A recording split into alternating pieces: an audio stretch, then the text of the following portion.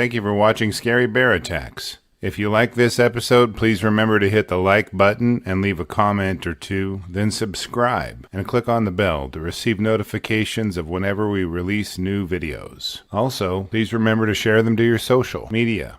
Welcome back to Scary Bear Attacks. Today's episode takes us to the woods of Alberta, Canada, to a place aptly nicknamed Crying Canyon. It is located on the eastern slope of the Canadian Rockies, and the alpine zone is guarded by granite peaks reaching almost 9,000 feet in elevation. Beneath the granite peaks are thick forests of pine, fir, and spruce trees, growing so close together that they look like a beautiful green carpet when you look across the valley. There seem to be more white-tailed deer here than humans in nearby Calgary, and moose are plentiful too. If you look closely toward the mountaintops, you might see mountain goats as well as Canadian bighorn sheep as they perform their gravity-defying ballet along the cliffs. There are cougars, black bears, and wolves here, but the grizzly bears present the most danger of all. 32-year-old Jeremy Evans was raised in Calgary, which is only a stone's throw away. He was a meat packer and an avid outdoorsman. He had been hunting and fishing nearly all of his life and spent about 2 months of each year in the mountains pursuing his passions. He most enjoyed bow hunting, but this year he hoped to bag a big old ram, and that is best done with a hunting rifle. Jeremy was married to the love of his life, Joyce, and they had recently welcomed their first child into their family. She was his first girlfriend, and he was her first boyfriend. They had been with each other ever since they began dating in high school, and were custom-made for each other. Joyce was a bona fide marine biologist and well-educated. She was a city girl, mostly, and Jeremy, her perfect complement by contrast. Joyce was still on maternity leave, but passed her time while volunteering at a local nonprofit when she wasn't busy taking care of the baby and Jeremy. Jeremy had planned on a dream sheep hunt for this fall and had put the time into researching locations and strategies to be successful. His meticulous planning for his hunts bordered on obsession, but his wife humored and supported him. Jeremy's sheep hunt was coming up soon, and he'd planned a quick scouting trip to find out just how much success awaited him in those dark forests and granite peaks. At 3 a.m. on August 17th of 2017, Jeremy hopped into his pickup truck and pulled out of his driveway. He'd carefully loaded his backpack and all the supplies he would need for what he planned to be a 3-day backcountry scouting trip for a trophy ram. Hiking into where he wanted to go would take an ordinary hunter a few days, so Jeremy sped this process up a bit by riding his mountain bike, which he placed in the bed of his truck. Jeremy knew from prior seasons that day hunters would hit the areas nearest the roads early in the morning, and that pressure would drive the sheep back to where he planned to hunt. He'd planned to set up base camp about 8 miles back up the trail, hoping that the head start on the day hunters would bring him success in his ram hunt. After driving for 3 hours to the trailhead, Jeremy slipped his backpack over his shoulders and pedaled up the hill. The foliage blurred by as an excitement of fulfilling the plans and goals he'd been working on started to take shape. His legs churned like pistons, driving him up and down each slope of the trail. Jeremy was so familiar with this area that he knew where the usuals would camp. He knew about 4 miles into his journey he would pass a sheepherder's tent with an older gentleman sipping coffee out front, but this time the old man was missing. Jeremy energetically zipped past a couple of men, possibly hikers, but maybe hunters, doing some scouting as well. They were on foot and taken aback a bit by seeing someone riding a mountain bike in this area. They stared at him as he passed, but he simply focused on finding the turn in the trail leading him to the more remote part of the canyon. This part of the canyon is so steep and rugged that few people make it back here. That is part of what drew Jeremy to this location. The ruggedness and solitude were exactly what he wanted. He brought along his binoculars in his backpack as well as his bear spray and high-powered hunting rifle. He carefully navigated the crumbling slopes of a few drainages and emerged to the open face of the mountain. The trees stopped suddenly, creating a panoramic view of the hillside. Jeremy picked his way slowly around the hill, glassing for sheep as he went. It wasn't long before his hard work paid off as a small herd of sheep appeared on the hillside opposite of him. Jeremy leaned up on his handlebars and used them as a steady rest to get a good look at the herd. He watched for several minutes, examining each individual and searching the males for that full curl set of horns so desired by a sheep hunter. As he adjusted his position a bit, he saw a small brown blur run across the trail just in front of him. He was far too experienced to wonder what it was, and instantly knew it was a grizzly cub. The most foreboding part was that where there is a grizzly cub, there is always a very protective and angry grizzly mama nearby. Fearful and profane words briefly flashed through his mind. He knew he was danger close to this cub, and that what came next could be disastrous for him. He knew if he was lucky, he may be able to get to his bear spray, still stowed in his backpack, now leaning on his mountain bike. As Jeremy bent down and opened the flap to his backpack, a few things he neglected to do flashed through his mind. He now regretted not loading his firearm and leaving his bear spray at the bottom of his pack instead of clipping it to his hip. Experience told him that missing these details is bad, but usually not crucial. His experience today would reveal just how crucial every little detail is when you're confronted by a grizzly bear. Before he could get his hand around the handle of his bear spray bottle, an ominous crack of a twig snapping just behind his right shoulder provided a clue to the question that plagued him. As he turned his head, he could see the sow grizzly in midair, her left paw outstretched toward him. The whites of her eyes conveyed rage, and her wide-open mouth clearly presented her violent intentions. Jeremy reacted lightning fast by grabbing his bike frame and positioning it between himself and the sow. As a hunter myself, I've played the mental gymnastics of the what-if game. If a bear surprised me, I would hold my bow out like a shield while stabbing with my arrows like giant daggers. It is kind of like the famous quote of Mike Tyson's, "Everyone has a plan until they get punched in the face." Jeremy's plan actually seemed to work a bit. The sow's head went right through the frame of his bike, and her claws got stuck in the spokes of his wheels. As she struggled to remove herself from his bike, Jeremy held his backpack between them. I'm sure that he hoped that the confusion wrought by getting tangled up in the bike would cause the sow to retreat and reconsider her attack plan, but he could tell by the way she looked at him that was not going to happen. With the bike frame wrapped around her neck, she again charged toward him. It was all he had at the time, so Jeremy used his backpack to crack the grizzly over the head several times. He used it as a shield to push her jaws away from him, time and time again. She was rapacious and determined to get to him, though. The protective sow somehow got the frame of Jeremy's backpack into her mouth, and the two had a very mismatched and brief episode of tug-of-war. Each time, Jeremy managed to somehow keep hold of his backpack. She bit through his hands and his backpack frame, while he fought her off for a few minutes. The sow then took a few steps back and shook off the bike frame. She turned away from Jeremy, appearing to go find her cub.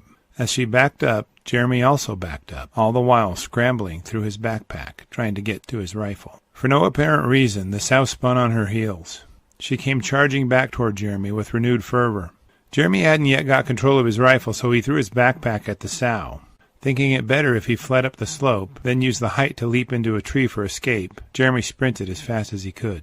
His jump into a spruce tree only granted him about 7 feet of separation from a sow grizzly probably nearly that high on her hind legs.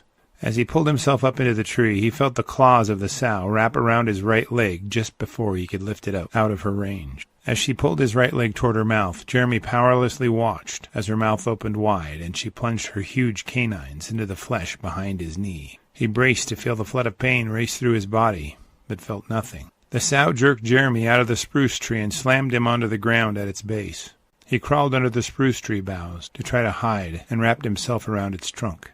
His strategy worked, until it didn't. The sow was clawing at Jeremy while he clung to the spruce trunk, but could not get a good hold of him, at least not a good enough one to pull him out from under the tree. Jeremy was sheltered partially by the branches of the spruce tree, but she managed to push her head close enough to him to bite into the flesh of his left side.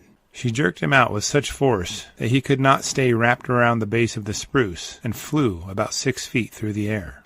Now at this time, Jeremy weighed 250 pounds and was not a fat 250. He was strong and fit, and this sow not only broke the grip of his body curled around the spruce trunk, but also threw him a distance of 6 feet. Let that sink in for just a moment. As quickly as Jeremy impacted the ground, the angry sow was standing over the top of him. He lay curled into a ball on his right side, trying to protect his vital organs, head and neck, all at once. He tried to resist her as she pushed her open mouth around part of his face, but her power and speed were overwhelming. One of her upper canines punched its way through the inside corner of Jeremy's left eye socket, completely crushing his nose as it tore its path. At the same time, her other upper canine pierced Jeremy's flesh of the outside of his left eye. As she closed her jaws, the bones of Jeremy's face crunched and popped as she pulled the flesh away from the bone. Having his face torn from his skull, Jeremy decided that playing dead or non-threatening wasn't working. He rolled over onto his back and started throwing blows with the sow. He poked his fingers into her eyes, pulled her ears, and jabbed his fingers up into her nose. He was trying anything he could to get her to back off. His desperate strategies weren't enough to deter the sow, as she shook her head to break his grip and opened her mouth wide toward his face once again. As quick as he could, Jeremy plunged his left fist into her mouth and slid it past her leathery, scarred tongue. He opened his fist and grabbed her tongue as hard as he could. The sow immediately started gagging and choking. She turned toward Jeremy's left and pawed him with her hind paws while trying to get his fist from her mouth. As Jeremy grasped the bear's tongue with his left hand, he attempted to push her off of him with his right. His hand slipped along her fur to an area with thinner fur covering it, and he knew it to be her lower abdomen. He felt around and grabbed onto what he thought must be testicles and squeezed as hard as he could. This sow let out a sound reminiscent of a pig's squeal. It was high-pitched, painful, and had an element of surprise to it. The sow bucked and twisted, trying to get away from Jeremy's grip on such sensitive parts. After he released his grip, the sow ran into the bush and disappeared. Jeremy regained his feet and stumbled to his backpack. He knew he was in big trouble with such debilitating wounds. From his backpack he pulled his cell phone and immediately clicked a few photos of the damage the sow had done to his face. He grew concerned that he could see very large portions of his face missing, misaligned, or disfigured. His face was tattered and torn. Parts of his flesh dangled from unknown previous positions. He pulled his backpack close to him and gripped his rifle. Jeremy was so adrenalized that he even thought he could continue looking for sheep, but it wasn't long before it wore off and the pain set in. He began assessing his other injuries and noted that his right leg would not work properly. His tendons that operated his joints had been severed in several key places. On his left side he was missing a bear-mouth-sized piece of flesh, and the same on his inner thigh. As he loaded his rifle, due to his injuries, he placed the butt of the stock on the ground, with the barrel across his left shoulder, as he placed rounds in the gun's clip with his right hand. Suddenly his hands went limp, and he heard and felt crunching. The sow had returned from behind Jeremy, as he was distracted, loading his rifle. She'd crept up on him, and bit onto the width of the back of his skull, and crushed it.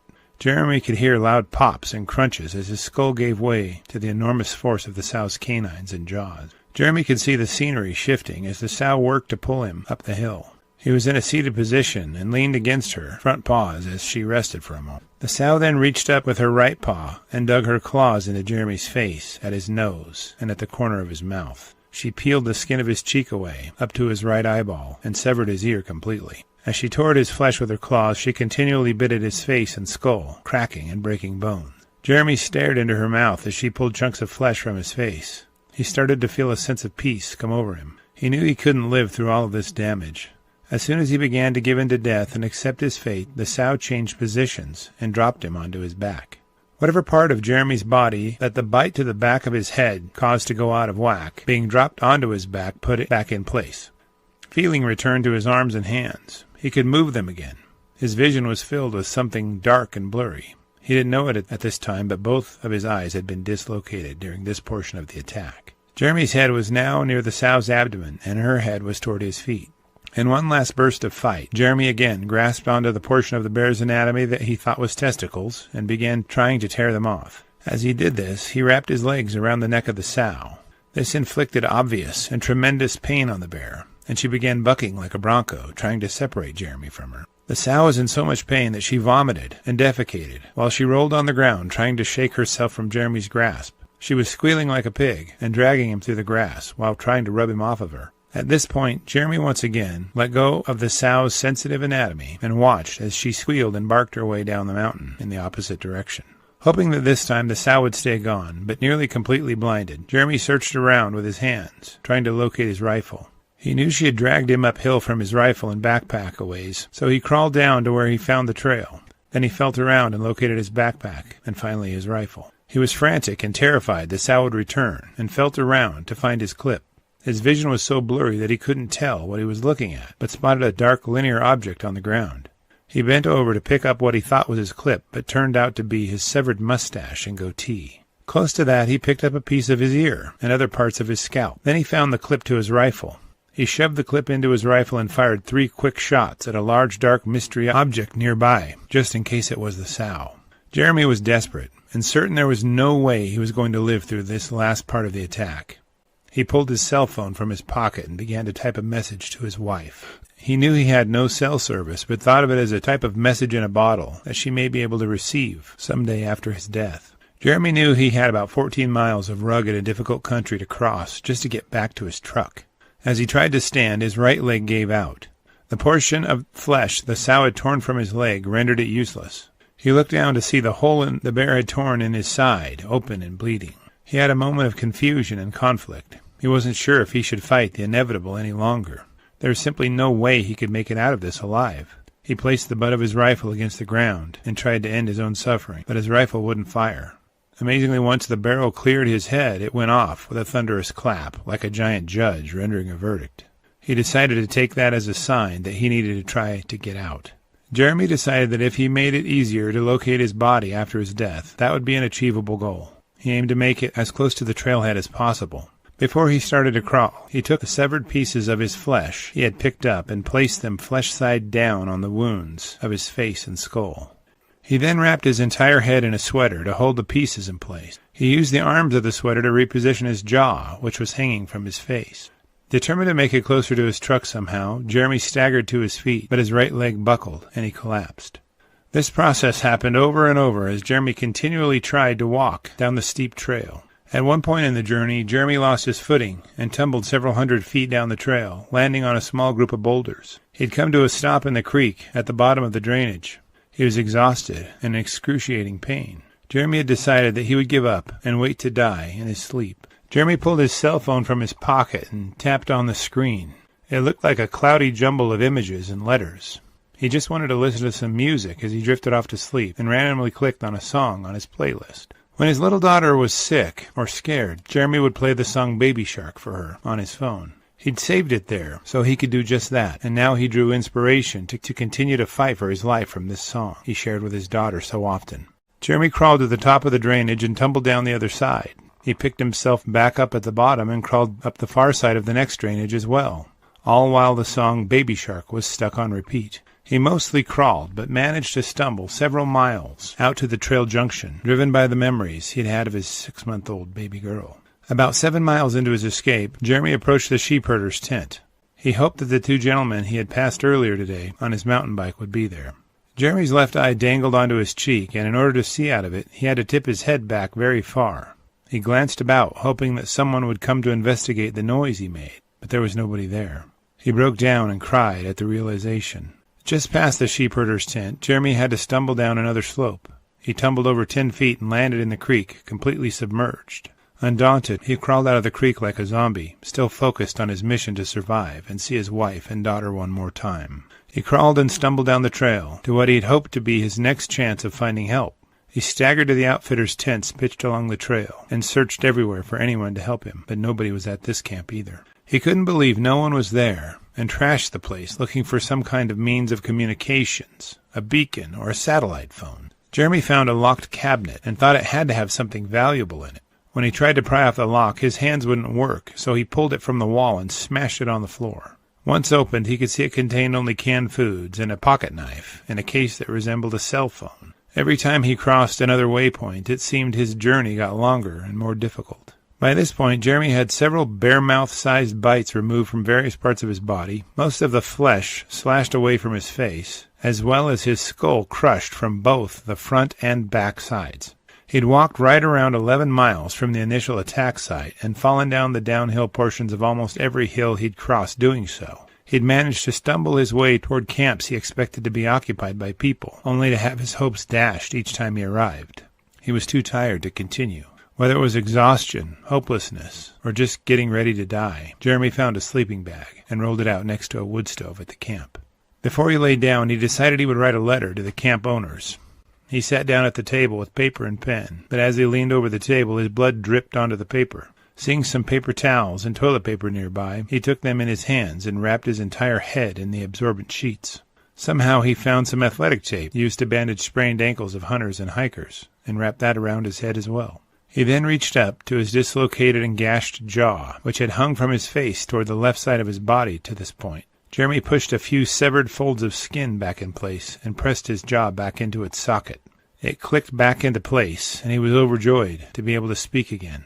He finished off wrapping his entire head with the toilet paper, paper towels, and tape, and continued his note writing. A picture of exactly what Jeremy wrote and photos of his injuries would not pass YouTube standards, so I've posted them on my Patreon account linked below. I will urge you not to look at these pictures if you are sensitive or squeamish. They're actually some of the worst I've ever seen. Jeremy's deformed and damaged beyond human recognition, and you view them at your own discretion. While Jeremy penned his letter, he squirted juice from juice boxes into his mouth. This restored his energy, and he felt like he could make the 5 miles remaining to his truck. He had 5 remaining juice boxes, and that would be just enough for 1 for each mile. As Jeremy dragged his stiffened right leg for 4 more miles, he came upon a set of twin boulders and knew he was nearly back to his vehicle.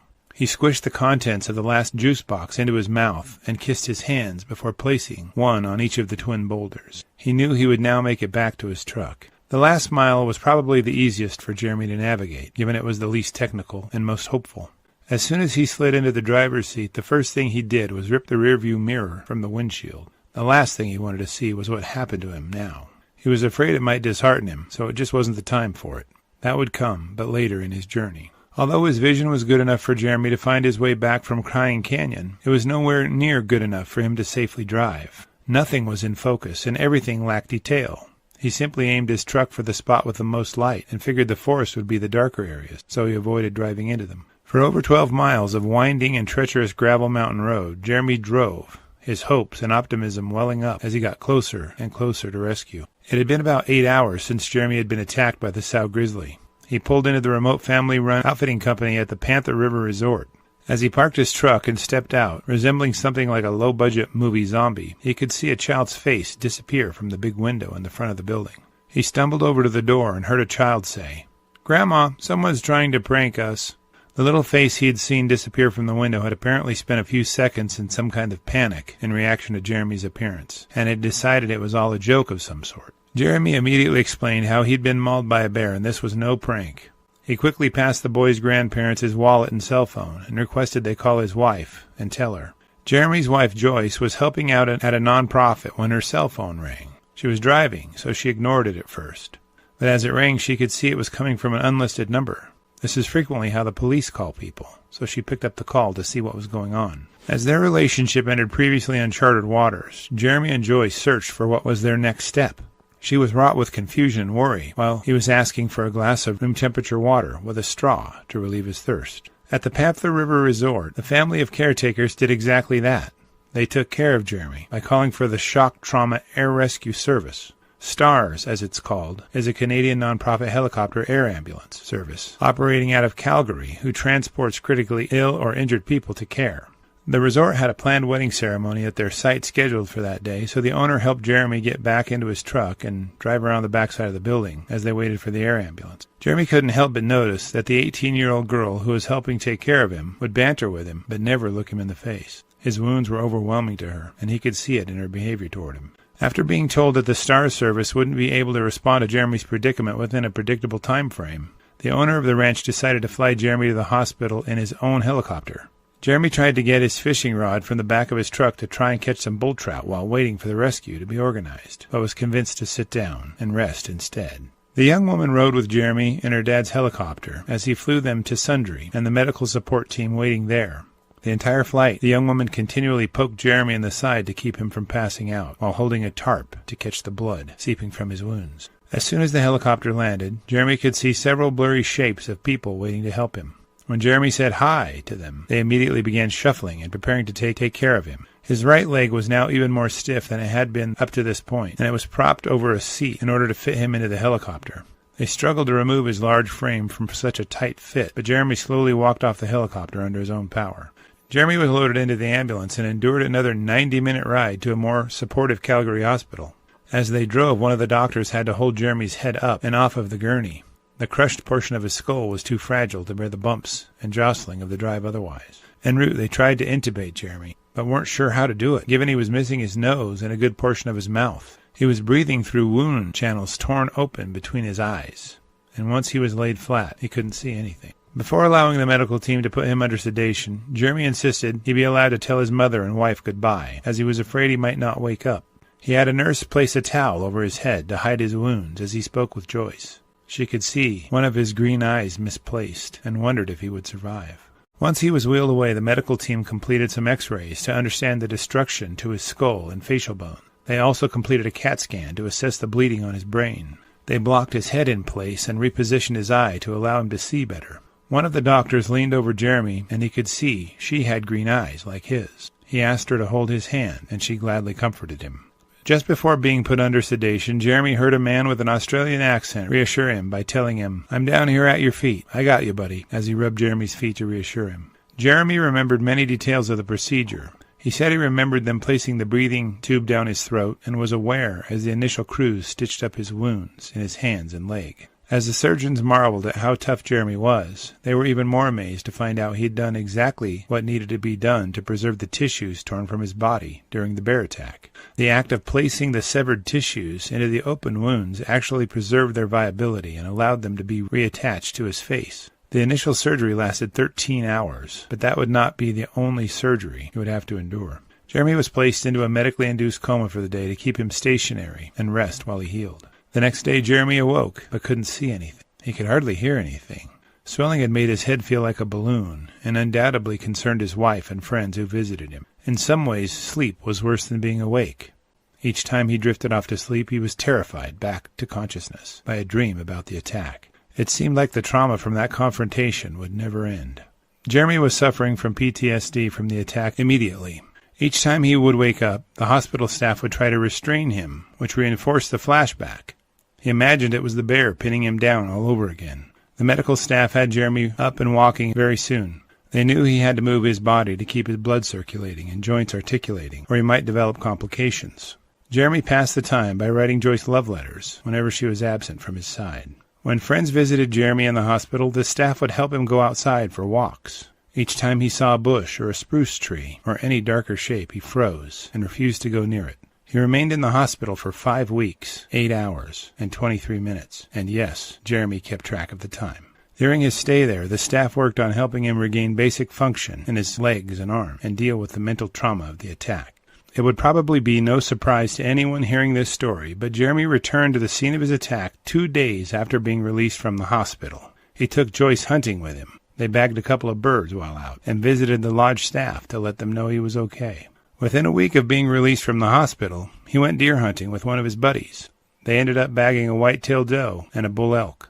Returning to his normal habits and passions was therapeutic for Jeremy, and his wife and friends became his informal therapists and support staff. Joyce laid down some pretty restrictive ground rules for him, though, as a condition of letting him go back into the woods. She said he had to bring a satellite phone with him that would allow him to send texts from anywhere in the world. It was a very moderate and slight concession on her part, but was important to help Jeremy recover. Jeremy went back to work at the beef slaughterhouse 7 weeks after the mauling. He would have flashbacks while at work. One day his sense of smell suddenly returned, and the scent of blood sent him reeling. His psychiatrist recommended he try rapid acceleration treatment, and after a single 45-minute session, he was able to sleep for an entire night for the first time in a long time. Jeremy has continued to push the boundaries on his healing and confronting his fears resulting from the attack by returning to his attack scene every once in a while. Joyce says that the biggest takeaway from this experience is that life is fragile and precious. Jeremy and Joyce now have a greater value for their family and time together, growing closer with each other. Their story together is recounted in a book titled Mauled, Lessons Learned from a Grizzly Bear Attack, and is linked below for your review. On the cover is a picture of Jeremy after his face was reconstructed. The book discussed different aspects of his attacks in much more detail than presented in this episode. If you would like to show support for Jeremy by purchasing his book, I'm sure he would appreciate it. Wow, if you described this story secondhand to me, I wouldn't believe a single word of it. But this story is true, and straight from Jeremy's own account. If any of you are from Calgary and see Jeremy in town, make sure to buy him a beer or two. After reading the details of this attack, I have a few questions for you. Do you think the sow continually returned to attack Jeremy because she could not find her little cub? Would you have been able to grab onto the bear tongue while squeezing sensitive areas of her anatomy to survive? I honestly don't think it would have crossed my mind. How strong do you think a person has to be to have their head and face crushed, but still manage to make it to help? Will you play the song Baby Shark next time you need motivation? Do you think the sow grizzly that attacked Jeremy had PTSD from getting her sensitive bits squeezed so hard? I will gladly read and respond to your thoughts, so please post them in the comment section below and let's talk about it. Thank you for watching Scary Bear Attacks. If you've enjoyed this episode, please consider clicking on the like button and clicking on the bell icon. We'll help you know when we post our new episodes. Posting our video links to your social media profiles furthers awareness, and it's fun. We slashed our prices in our merch store, linked below, so check out the bargains there while you shop. As a member of our human community, remember to adventure bravely and be careful out there, especially in bear country.